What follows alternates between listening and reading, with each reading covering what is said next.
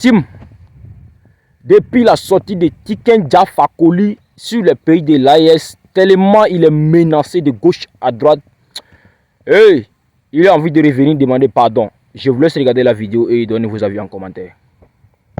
Tiken Jah, il travaille pour la France. Tant qu'il y a encore un seul terroriste dans l'AES, il n'y aura pas d'élection.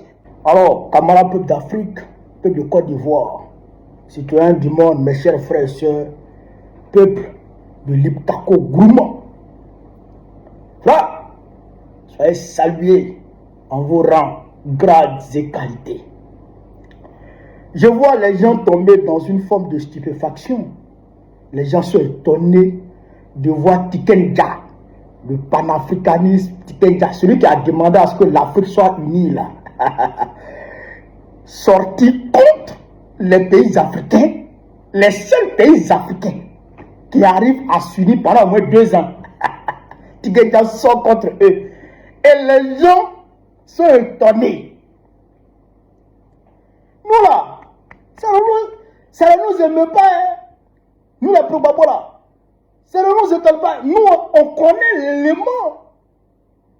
Nous, c'est-à-dire nous, on est au courant de Tiken Jah. Nous, on le connaît. Bon, là, on le connaît. Tiken Jah, là, il travaille pour la France. Depuis longtemps, depuis l'an 2000, il a été recruté par la France.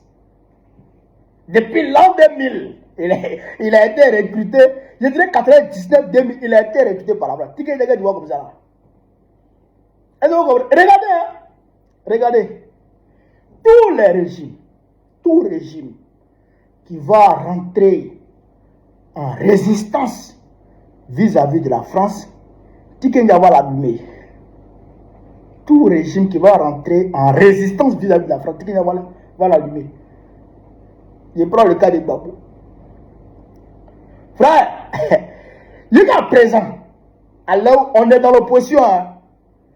Nous, avec Gbagbo, on est dans l'opposition. Le PPAC est dans l'opposition. Le parti de Gbagbo est dans l'opposition. Hein. Mais Tiken Jah, il ne nous laisse pas. Il nous allume encore. Il nous attaque toujours. Dans ses sorties, il nous envoie les pics. Pendant que l'impérialisme occidental s'était mobilisé pour défigurer, agresser la Côte d'Ivoire avec une rébellion armée, Tiken Jah s'est engagé aux côtés de l'impérialisme contre le régime qui était en résistance vis-à-vis de l'impérialisme occidental. Tiken Jah, il s'est engagé aux côtés de la rébellion, il s'est engagé aux côtés de la France pour nous allumer, pour allumer Gbagbo, allumer Gbagbo, allumer Gbagbo, quitte au pouvoir. Quoi? Et il a allumé Gbagbo comme jamais. Frère, Gbagbo est tombé. Est-ce que vous le voyez, il attaque Gbagbo Ouattara? Il s'en fout. Il s'en fout. Alors, vous comprenez là? Mais nous, on savait qu'il laisse attaquer à l'AES. Et moi, je l'avais dit à certaines personnes que Tiken Jah n'était pas africain. Et on savait qu'il laisse attaquer à l'AES. Mais puisque l'AES est en résistance contre ses maîtres, contre ses patrons, mais qu'est-ce qu'il faut faire? Ses patrons vont lui dire d'attaquer l'AES. C'est tout simple. Sinon, comment toi tu peux dire que la CEDEAO a échoué? La CEDEAO a échoué. Et puis en même temps, tu demandes à l'AES de rester dans la CEDEAO. Est-ce que c'est pas folie ça?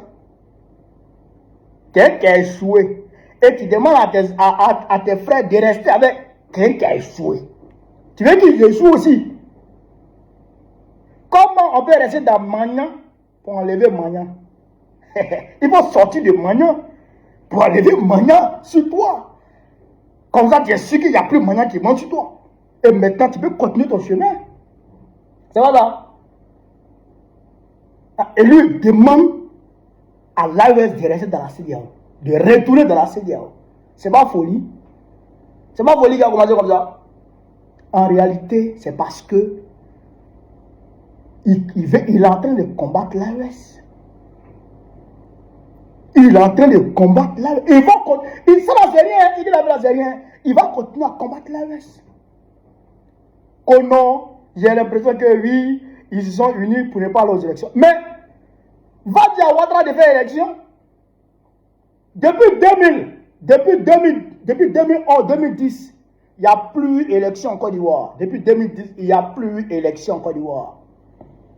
Oui, c'est des simulacres. C'est des simulacres d'élection. En fait, genre, on va aux élections. Tu sais là, tu as dit dans l'interview que tu t'es battu, tu t'es mobilisé, que la jeunesse ivoirienne, selon toi, s'est mobilisée pour que la candidature de Ouattara soit acceptée. Mais la candidature de Gbagbo a été rejetée, non? Pourquoi tu n'es pas mobilisé? La candidature de Thiam a été rejetée, non?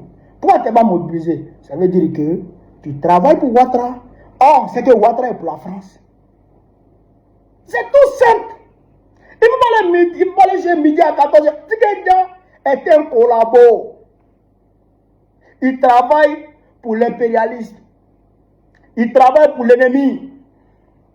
Il travaille pour le néocolonialiste. Tikenja qui dit comme ça. Il ne faut même pas aller chez ça ailleurs. Va-tu à Ouattara d'organiser l'élection? Comment des pays qui sont en guerre, tu veux qu'ils organisent l'élection? Ah bon?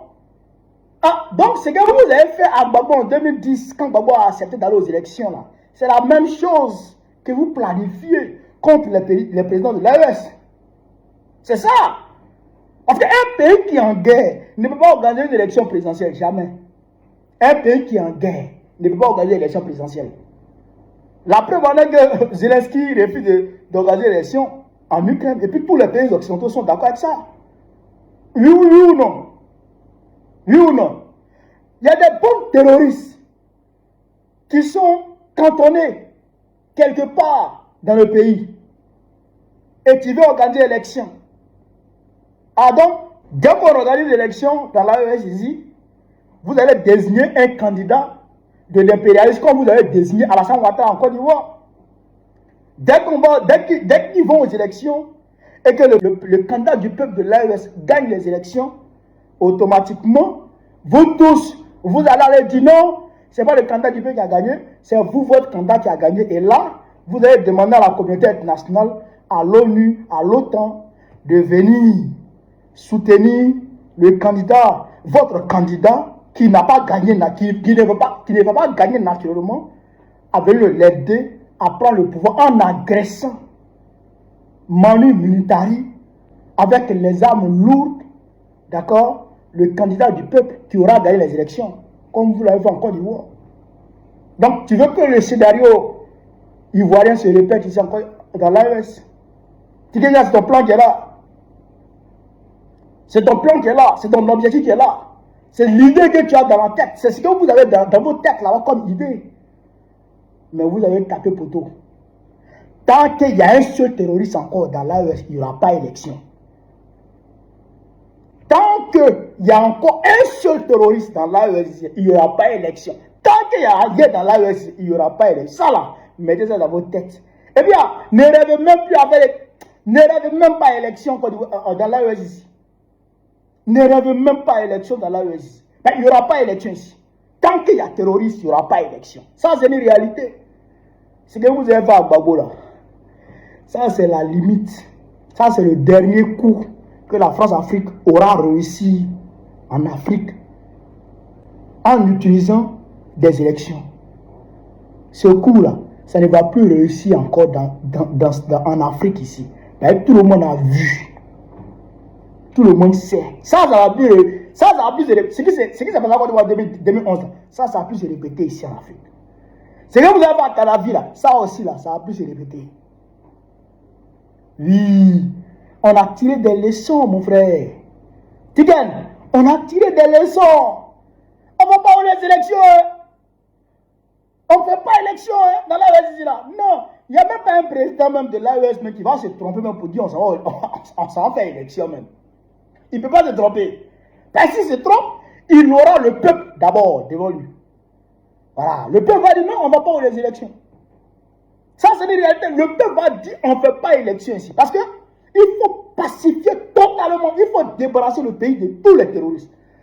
Si Gbagbo avait débarrassé la Côte d'Ivoire de tous les rebelles,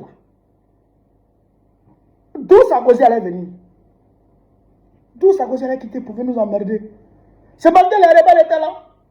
L'ONU s'est ajouté au terrorisme. C'est même pas la peine, mais je ne parle même plus de ça. Ça me fait mal, ça me fend le cœur. Ça me fend le cœur. Mais on ne va plus répéter cette erreur. Et le président Gbagbo lui-même a reconnu que c'était une erreur d'aller aux élections pendant que les rebelles n'étaient pas désarmés. Le président Gbagbo l'a dit. Il l'a dit. Il a reconnu ça. Donc cette erreur-là, il n'y a personne qui a répété ça encore devant nous ici. Jamais de la vie. Personne ne va répéter cette erreur devant nous ici, dans ce monde. En Afrique ici, jamais à Téké. Faut pas croire, hein. Faut pas croire. Les trois présidents là, ils écoutent le peuple. Et ils savent que le peuple ne pense même pas à l'élection actuellement. Le peuple veut être libre. Le peuple veut être débarrassé des terroristes. C'est ça l'objectif du peuple. Le peuple veut bosser. Il veut travailler. C'est tout. On ne pense pas à l'élection. Quand on va venir de chasser les terroristes que tes maîtres français nous envoient ici, là. Les mercenaires que tes maîtres français nous envoient ici, là. Quand on va finir de les nettoyer, là, on fait élection, et puis Ibé va gagner au Burkina Faso, et puis Assimi va gagner, et puis Tiani va gagner, et puis tu parles de convaincre que non, il y a 3 présidents dans l'AES. Un homme, un ignorant notoire, que dans l'AES, il y a 3 présidents. L'AES, la confédération AES a un seul président. Il s'appelle le capitaine Ibrahim Traoré. C'est le président de la confédération AES. Maintenant, dans l'AES, comme c'est une confédération, les États sont encore là. Si c'était une fédération, à ce moment, il n'y aurait plus de président, il y aurait des gouverneurs. On va tout expliquer. Tu es vieux et puis tu ne connais rien.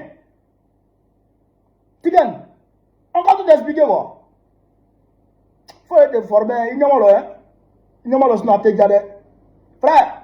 Donc voilà ce que je voulais vous dire. Mobilisez-vous.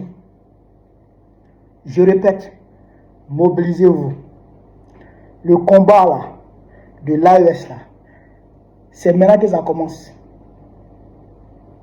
Le plus dur là, il est à venir. C'est maintenant le plus dur commence. Et quand le plus dur commence, c'est qu'on est plus loin de la fin. C'est qu'on est plus loin de la fin. La fin du combat contre le néocolonialisme. La dernière bataille contre le néocolonialisme, où on va enterrer totalement l'impérialisme, c'est déjà arrivé. Donc quand la dernière bataille arrive, tout le monde se prépare. Tout le monde se mobilise. Tout le monde reste éveillé. Tout le monde reste au taquet. Soyons au taquet. Soyons mobilisés. Soyons concentrés. Nous allons gagner ce combat, Inch'Allah. Vive l'Afrique libre. Vive le panafricanisme. Vive tous les pays panafricains. Vive l'AES. Gbagbo président pour le voir très prochainement. Inch'Allah. On est ensemble.